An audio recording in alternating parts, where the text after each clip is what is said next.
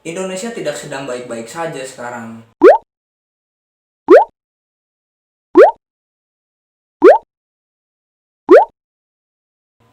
Masalahnya banyak regulasi-regulasi, banyak peraturan-peraturan yang memang memberatkan rakyat kecil.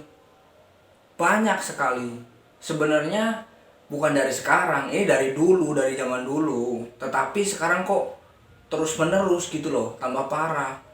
Yang saya baca barusan dari internet bahwa Menteri Hukum dan HAM, siapa namanya saya nggak tahu, dia itu akan membebaskan para napi yang terjerat koruptor, yang masuk penjara karena korupsi, ya korupsi uang ratusan miliar, ratusan juta atau triliunan. Mereka akan dibebaskan dengan syarat dan ketentuan, ya, atau mungkin ya syarat ketentuannya ya mungkin umurnya yang 40 ke sana atau 50 ke sana. Yang saya heran kenapa mereka para koruptor yang dibebaskan, justru yang notabene hanya mencuri ayam, yang mukul orang sampai bonyok, atau yang melakukan pencurian kambing, sapi, kenapa mereka tidak dibebaskan gitu loh. Kenapa harus koruptor? Koruptor jelas-jelas mereka memakan uang rakyat dan itu jumlahnya sangat banyak. Kenapa coba harus koruptor? Katanya sih untuk supaya keamanan, kesehatan, supaya yang di lapas itu, yang narapidana tersebut itu aman dari virus corona. Katanya sih begitu. Dan perlu tahu bahwa para koruptor itu tinggalnya di dalam sel, bukan dalam sel malahan, tinggal di suatu kamar, dan kamarnya itu ya kamar satu orang satu. Di dalamnya kadang ada kamar tidur, ada kasur, lagi ini kasur, terus ada TV, kadang ada buku bisa dibaca, pokoknya fasilitasnya lengkap. Bahkan tempat BAB, tempat berak pun pakainya WC duduk. Dulu pernah sih saya lihat dari cuplikan Mata Najwa itu, malah ada para koruptor, para napi di lapas itu, mereka bisa nyimpan uang di dalamnya, uang yang mungkin ratusan juta, nggak tahu ya uangnya berapa. Yang jelas ya para napi itu di Indonesia itu dispesialkan bisa di penjara, nggak kayak orang mencuri ayam yang di penjaranya itu satu sel itu bisa 30 orang, yang satu sel besar bisa 50 orang, tidurnya pun kadang ganti-gantian, tempatnya sesek, panas, orang tidur juga harus saling belakang membelakang, nggak bisa kepala semua gitu. Pokoknya udah kayak apa ya, kayak kayak gesek kali ya, yang dijemur di pantai tapi secara berdempetan gitu. Saya nggak paham apa yang ada di pemerintah. Presidennya baik, orang-orang di sekelilingnya ya mungkin baik juga sih, tapi nggak tahu ini kenapa kok bisa terjadi seperti ini gitu loh. Sekarang kita lagi panik masalah corona, justru malah pemerintah melakukan hal yang memang membuat masyarakat itu geram, masyarakat itu pengen apa ya, justru gemes gitu loh, karena regulasi-regulasi yang dilakukan oleh pemerintah. Kita sebagai rakyat kecil bisa apa? Kita hanya bisa menyaksikan, berkomentar seperti ini. Kita tidak bisa mengubah apapun, kecuali nanti kita demo besar-besaran tentang apa yang dilakukan pemerintah itu salah atau gimana gitu.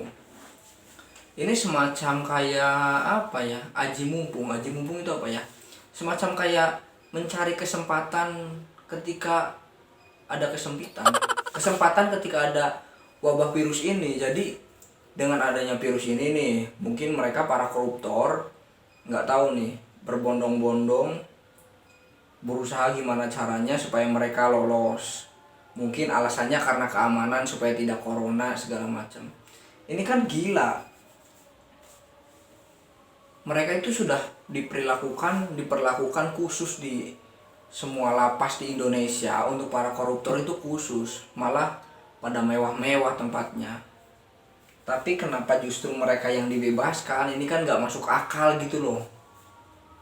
Sebenarnya pengen ngomong kasar saya, tapi takut, anjing, takut. pengen ngomong kasar tapi takut. Kalau nggak pengen ngomong kasar tapi greget, gemes gitu loh pengen ngomong kasar. Gimana ya, susah dijelasin gitu loh. Takut di penjara juga sih saya, anjing. Ya gitulah, negeri ini gimana sih, negeri ini yang mungkin emang mungkin ya, banyak orang-orang selundupan di negeri ini. Mereka tidak punya integritas yang tinggi, mungkin hanya tikus-tikus berdasi. Mereka sok-sokan pro rakyat, aslinya mereka tidak peduli dengan rakyat. Mereka hanya terus-menerus memperkaya diri sendiri. Sok-sokan pengen menguasai negeri ini, sok-sokan pengen sok care sama rakyatnya, pengen sok peduli sama rakyatnya. Tapi justru banyak orang-orang di sana, orang-orang para penguasa yang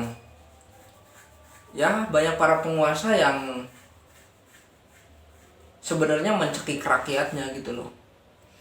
Contoh nih, kemarin saya baca lagi ada kasus mengenai Indonesia membeli alat rapid test dari Cina.